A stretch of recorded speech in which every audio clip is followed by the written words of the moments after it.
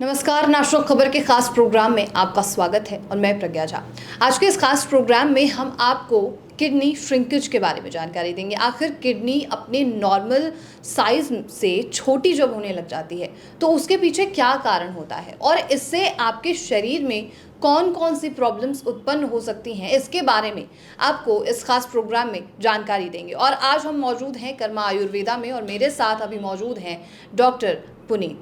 Doctor Puneet, सबसे पहले तो आपका नेशनल खबर पे बहुत स्वागत है। Thank you so much. और जैसे कि मैंने बताया है कि किडनी श्रिंकेज पर बात करने वाले हैं, तो किडनी श्रिंकेज होती क्या है और इसे साइंटिफिक तौर पर आप क्या कहते हैं, इसके बारे में कुछ बताइए। देखिए, किडनी श्रिंकेज जो होती है बड़ी एक ऐसी टर्म है जिसको मिस इंटरप्रेट किया गया है बहुत सी बार।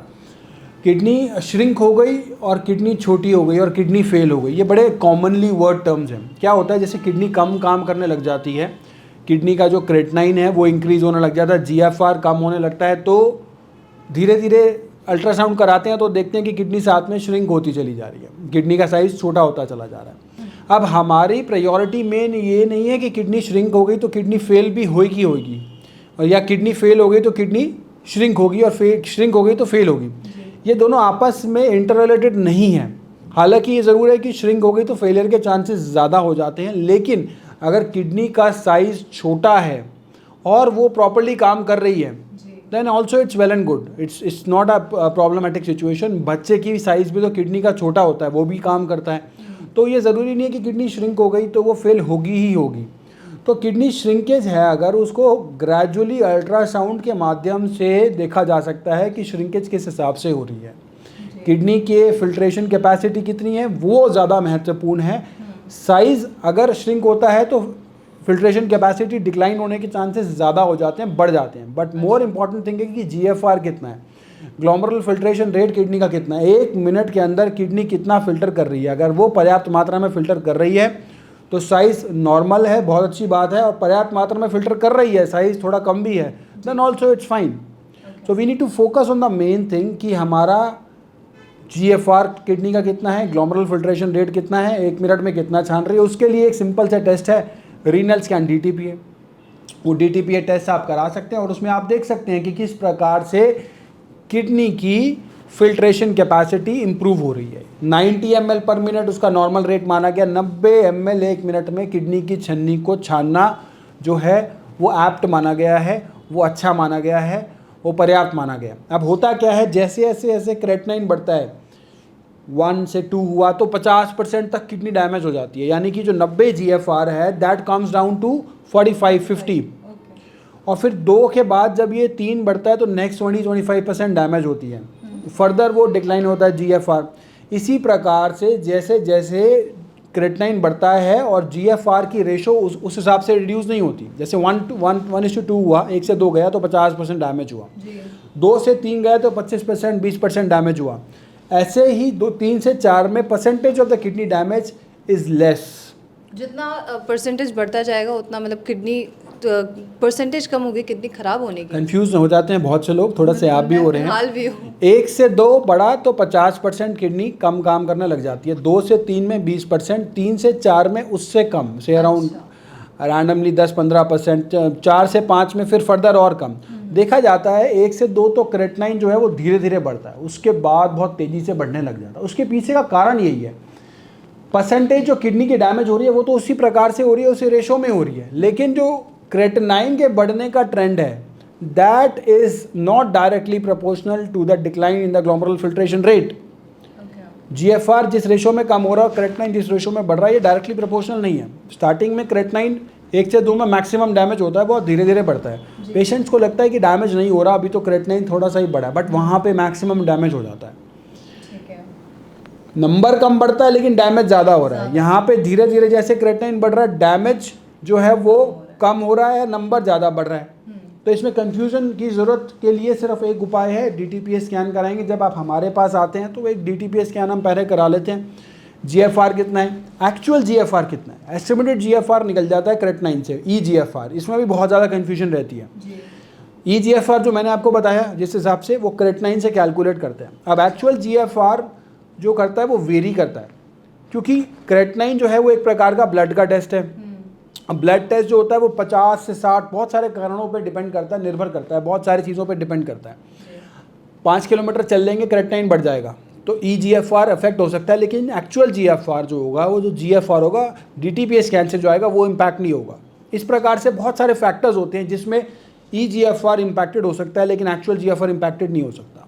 पानी कम पिया, पानी ज़्यादा पिया, क्या खाया क्या नहीं खाया, being a blood test, serum creatinine, serum urea and these values might impact, लेकिन जो हमारा एक्चुअल GFR है, जो DTPA स्कैन से GFR आ रहा है, वो एग्जैक्ट बताएगा कि कितना है। तो हमारे को मेन ये देखना है कितना GFR इम्प्रूव हो रहा है। जब आप स्टार्टिंग में एलोपैथी में या किसी अन्य पैथी में ट्रीटमेंट शुरू करते हैं तो पहले कितना था GFR, और वो ग्रेजुअली मेडिसिन लेके, ट्रीटमेंट लेके, डायलिसिस करा के, ट्रांसप्लांट करा के वो कितना हुआ, क्या वो बढ़ा, क्या उसमें किसी प्रकार से वृद्धि हुई GFR में, या फिर वो रिड्यूस हो रहा है, ग्रेजुअली हो रहा है, फास्ट हो रहा है, अब्रप्टली हो रहा है, क्या ट्रेंड है उसका। तो आप अपने आप समझ जाएंगे कि आयरन की, कैल्शियम की या फिर डायूरेटिक की दवाइयों से GFR बढ़ाना संभव नहीं है, जो कि अब दी जाती है जनरली पेशेंट्स को। जब वो जाते हैं उनको पता चलता है कि क्रेटिनाइन बढ़ गया, यूरिया बढ़ गया, तो बेसिकली एक प्रकार का दिया था, कैल्शियम दे दिया, कैल्शियम कम है तो डायूरेटिक दे दिया, पानी भरा हुआ है तो डायूरेटिक दे दिया, इस प्रकार से ट्रीटमेंट दिया जाता है। तो उससे GFR नहीं बढ़ रहा, उससे आप सिम्टम्स को ज़रूर ट्रीट कर रहे हैं, लेकिन एक्चुअल कॉज यानी कि जो किडनी कम काम कर रही है वो ट्रीट नहीं हो रहा। GFR बढ़ेगा तो ऑटोमेटिकली जो किडनी के फंक्शन है वो धीरे धीरे करके अपने फॉर्म में आने लग जाएंगे, चाहे वो, क्योंकि 100 से ज़्यादा फंक्शन किडनी के माने गए हैं, बहुत ज़्यादा, बहुत सारे फंक्शंस हैं। तो आप सारे फंक्शंस को कैसे कंपनसेट कर सकते हैं सिम्टोमेटिकली। हीमोग्लोबिन को भी ऑप्टिमाइज़ करता है, सारी चीज़ें जो है वो A to Z कंट्रोल करता है, बहुत सारे फंक्शंस हैं, फिल्ट्रेशन करता है। तो ये ज़रूरी है कि अगर GFR बढ़ जाए, अगर एक्चुअल किडनी की कार्यक्षमता बढ़ जाए, ग्लोमेरुलर फिल्ट्रेशन रेट बढ़ जाए, तो ऑटोमेटिकली जो किडनी के सारे फंक्शंस हैं वो फॉर्म में आ जाएंगे, वो अपने आप उसी प्रकार से काम करने लगेंगे। ये कह सकते हैं कि कर्मा आयुर्वेदा GFR बढ़ाने पे काम करता है, उस पे फोकस ज़्यादा डालते हैं। जो पेशेंट हमारे पास आता है, पहले हम देखते हैं कि उसका ग्लोमेरुलर फिल्ट्रेशन रेट कितना है, जो कि एक प्रकार का रीनल स्कैन DTPA से टेस्ट हो जाता है। उसके 3 महीने के बाद दवाई देने के बाद हम दोबारा उसको चेक करते हैं कि कितना उसका DTPA स्कैन में GFR आया। अब हमारे पास बिफोर भी है, हमारे पास आफ्टर भी है, तो क्लैरिटी रहती है कि कितना पहले था और कितना बाद में है उसका, और कितना उसको इम्प्रूवमेंट आई है।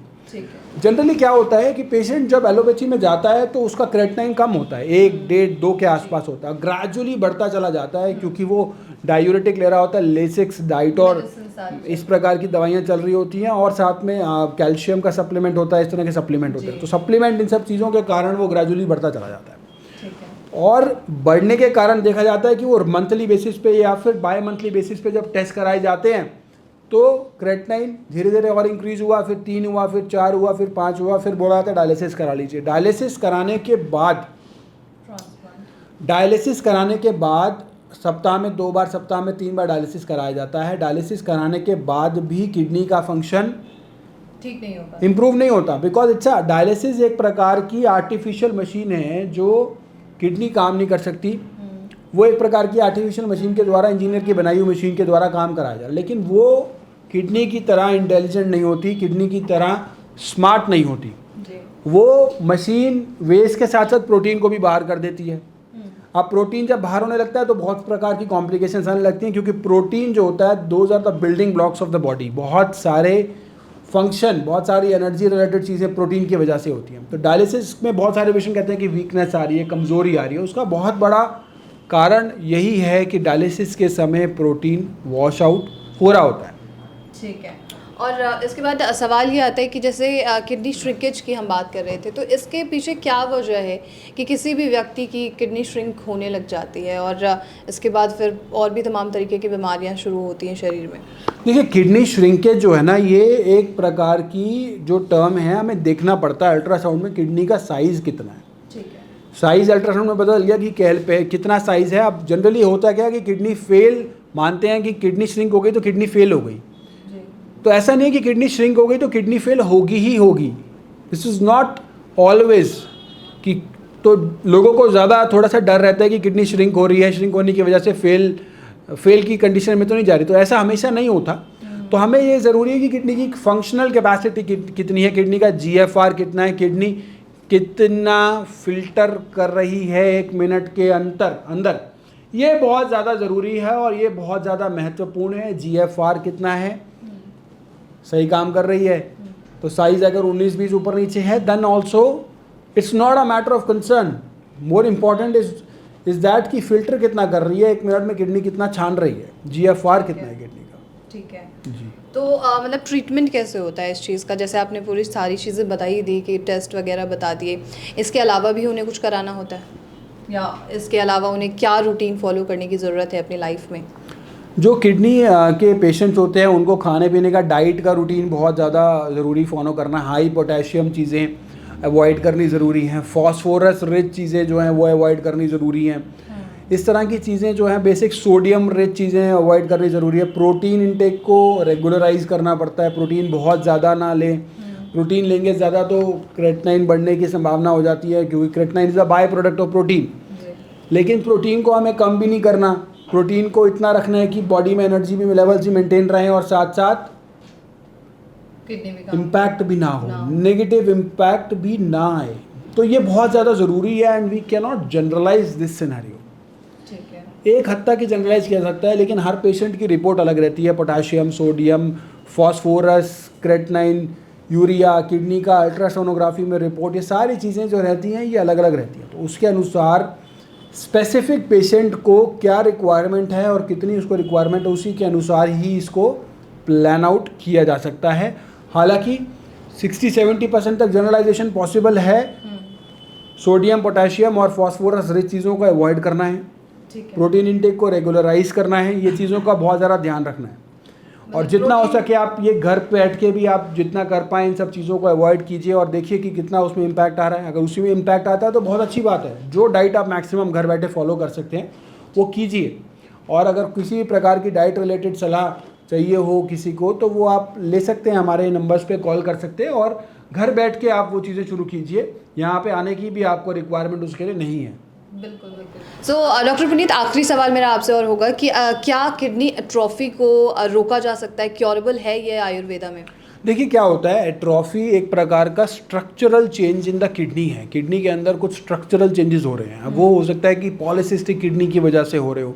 बहुत सी बार एक जेनेटिक प्रॉब्लम और होती है किडनी के पेशेंट्स में, जो कई किडनी के पेशेंट्स में देखने को मिलती है। उसे कहा जाता है पॉलीसिस्टिक किडनी डिजीज़, यानी कि सिस्ट होते हैं किडनी के अंदर और वो एज के साथ साथ सिस्ट का साइज़ बढ़ता चला जाता है, ग्रो करता चला जाता है। और ये सिस्ट के साइज़ ग्रो करने के कारण किडनी का साइज़ ही बहुत सी बार एट्रोफी हो जाती है, उसके अंदर बढ़ जाता है, कई बार इंक्रीज़ कर जाता है साइज़।